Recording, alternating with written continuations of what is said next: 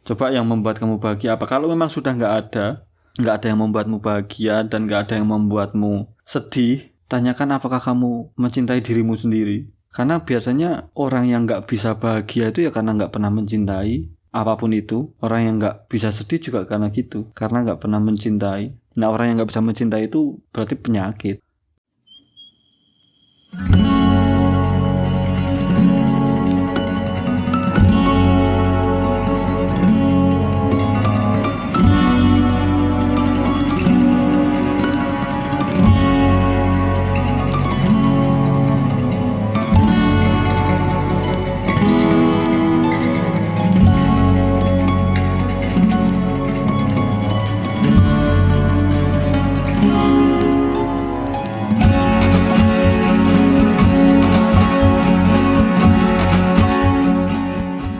Kehidupan kita sehari-hari, ya kita lihat story-story atau status WA teman-teman kita yang ada di kontak kita aja lah. Status teman-teman tuh ada yang pamer mengeluhnya, pamer sedihnya daripada pamer bahagianya. Hidup sedih, pengen dikasihani, pengen direspon sama orang-orang Melalui kesedihan. Iya. Anehnya gini kadang sosial media itu, semakin dia mempertontonkan kebahagiaan, semakin kita menilai bahwa orang itu lagi gak bahagia. Banyak orang berbicara tentang apa itu bahagia. Apa bahagia menurut Anda? Dan jawaban dari semua jawaban, bahagia itu pilihan. Memilih untuk bahagia. Bahagia itu bukan pencapaian, memang harus dibuat bahagia tuh. Dibikin bahagia gitu. Hidup tuh kan apapun kondisinya kan selalu punya dua pilihan. Kamu mau memilih sedih apa mau memilih bahagia? Berarti bukan kondisi. Bukan Kondisi yang membuat kita bahagia. Bukan. Karena nggak ada kondisi yang membuat kita bahagia tuh nggak ada. Name it, misalkan banyak duit, enggak kan? Punya istri cantik, enggak. Punya anak, ditinggal enggak. Orang tua meninggal, apalagi jelas nggak bahagia dong. Kondisi itu. Kalau kataku kan tadi hidup selalu ada dua pilihan, memilih bahagia atau memilih sedih. Misalkan kalau contohnya ditinggal orang tua meninggal, ada nggak pilihan bahagianya? Ada. Ada. Cuman berat untuk memilih untuk itu kan gitu. Banyak. Aku beberapa kali menemukan hal itu. Iya, artinya ada orang yang memilih untuk bahagia kan. Walaupun kondisinya sedark itu gitu. Kalau hidup selalu ada pilihan memilih sedih apa memilih bahagia, ya kenapa kita memilih sedih? Ya lebih baik memilih bahagia dong.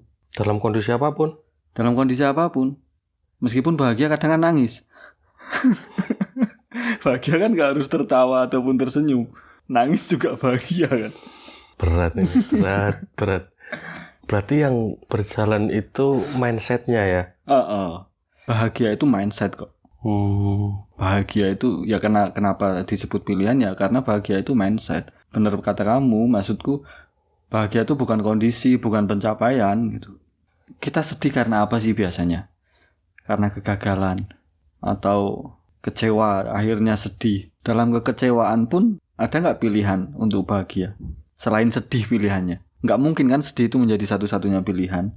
Nah, fungsi dari memilih kebahagiaan daripada kesedihan, meskipun kita memilih bahagia tapi tetap sedih, tapi setidaknya mindset kita mengarah kepada kebahagiaan. Sedih itu tetap ada meskipun kita memilih kebahagiaan. Tapi ketika kita memilih kebahagiaan, goalnya kita adalah bahagia. Kalau kita memilih kesedihan, goalnya kita adalah kesedihan. Akhirnya dampaknya gini, misalkan ditinggal meninggal orang tua, aku memilih bahagia, kan tetap sedih. Nggak bisa dong, secara psikologis manusia nggak mungkin itu yang kondisinya normal loh. Nggak mungkin nggak sedih. Tapi ketika kita memilih bahagia, tangis kita pun yang tadinya tangis sedih akan menjadi tangis bahagia. Meskipun tetap sama-sama menangis. Atau dalamnya sedih, tapi ekspresinya tetap bahagia. Enggak dong, kalau ekspresi malah, kalau kayak gitu malah berpura-pura. Lebih baik dalamnya bahagia, ekspresinya sedih. Karena ekspresi apapun nggak penting. Yang penting kita itu dalam diri kita itu bahagia. Ekspresi itu kan orang menilai kan, kok ekspresinya sedih gitu. Padahal kita sedang bahagia, tapi ekspresi kita sedih. Biar nggak diutangin. Macak melas. Dalam hidup itu selalu ada dua pilihan, antara sedih ataupun bahagia. Menurutku teruslah berupaya untuk memilih kebahagiaan daripada kesedihan. Ya karena itu tadi, kalau memilih kesedihan goalnya sedih. Kalau memilih kebahagiaan goalnya bahagia. Pilihlah kebahagiaan. Diputusin sama pacarnya misal. Kalau kita memilih kesedihan, ya kita akan sedih terus. Tapi kalau orang memilih kebahagiaan, ya dia sedih sehari 2 hari. Karena dia punya goal yang namanya bahagia. Dalam teknisnya nanti mungkin akan bersyukur karena udah diputusin. Ya banyak hal lah yang nanti membuat kita bisa menjadi benar-benar bahagia ketika kita memilih bahagia. Dan banyak faktor pula yang akan mendorong kita kepada kesedihan, benar-benar sedih ketika kita memilih kesedihan. Berlarut-larut gitu. Apapun yang masuk ke kita itu jadi sedih kalau kita memang memilih kesedihan. Efeknya keterusan. Apa-apa dibikin sedih, apa-apa dibikin stres, apa-apa dibikin masalah gitu. Iya. Ya pokoknya semua hal akan menjadi faktor pendorong kita untuk sedih ketika kita memilih untuk sedih. Nah, orang yang memilih bahagia, semua faktor yang masuk itu akan menjadi penyebab dia bahagia. Berarti benar-benar mindset ya yang dilatih ya. Iya, karena ya itu tadi, kebahagiaan itu mindset, bukan kondisi. Tapi hal untuk memilih bahagia itu bisa dilatih atau bawaan dari lahir? Ya bisa dilatih, artinya bisa dilatih dengan mendengar ini misalkan. Oh iya juga ya, ternyata hidup tuh pasti selalu ada 2 pilihan ya. Kenapa aku harus memilih murung, sedih dan lain sebagainya ketika pilihan bahagia itu ada? Misalkan gini, ada pasangan suami istri nggak dikasih anak, belum dapat anak, atau memang nggak bisa punya anak. Dia untuk memilih sedih bisa, sedih terus nggak punya anak. Tapi dia juga sebenarnya bisa memilih untuk bahagia. Ya udah nggak apa-apa nggak punya anak. Yang penting aku hidup bahagia. Nah semua faktor nanti yang terjadi dalam hidupnya itu akan mendorong kepada kebahagiaan meskipun tanpa anak. Sedangkan orang yang memilih kesedihan, semua faktor itu akan menyebabkan dia semakin sedih. Lihat tetangganya, saudaranya punya anak, sedih. Tapi kalau orang memilih bahagia, senangnya saudaraku punya anak. Oke. Semua faktor itu akan menjadi penyebab sedih atau bahagia itu tergantung pilihan kita. Memang ada faktor-faktor yang menyebabkan kesedihan. Memang ada faktor-faktor yang spesifik menyebabkan kebahagiaan. Tetapi kalau kita nggak memilih untuk bahagia, faktor kebahagiaan pun nggak akan menjadikan kita bahagia. Ketika kita tidak memilih sedih, faktor kesedihan pun tidak akan bisa membuat kita sedih 100%. Benar-benar sedih itu loh. Karena kita tidak memilih kesedihan. Gitu. Di tengah-tengah, hambar gitu. Ya nggak hambar, pasti nanti proses. Karena goal kan, sebuah pilihan itu kan sebuah goal. Kalau kayak gini kasusnya, mungkin ada orang-orang yang nggak pernah sedih banget, nggak pernah bahagia banget. Gimana menurutmu? Iya. Di tengah-tengah. Ada itu. Orang yang hidupnya flat ya, rasanya flat aja. Apapun yang terjadi di hidupnya itu dia biasa aja. Kayaknya biasa aja. Kayak Jokowi dan anak-anaknya kan gitu. Kalau ditanya biasa aja. Biasa aja. Apa mindsetnya dia nggak memilih untuk itu, memilih sedih atau bahagia, atau dia sebenarnya punya pemahaman itu, bisa memilih sedih dan memilih bahagia? Kalau menurutku orang-orang yang flat, menganggap semua biasa aja, itu udah tingkat kedewasaan tertentu menurutku. Dan itu adalah tahap kebahagiaan menurutku. Next level itu. Next level malah. Karena gini, ketika semuanya sudah terasa biasa saja, artinya ya nggak membuat bahagia, ya nggak membuat sedih.